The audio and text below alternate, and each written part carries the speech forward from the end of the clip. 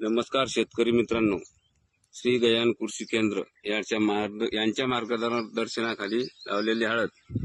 या हळदीला आता आज डॉक्टर ग्रोथ आणि GS ॲक्टिवा सोडायचा आहे.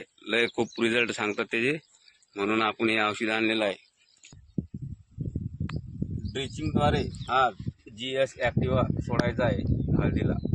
एका एकरात 5 किलो GS ॲक्टिवा आणि यांच्यासोबत डॉक्टर ग्रोथ हे 500 ग्रॅम एका एकर हळदीसाठी.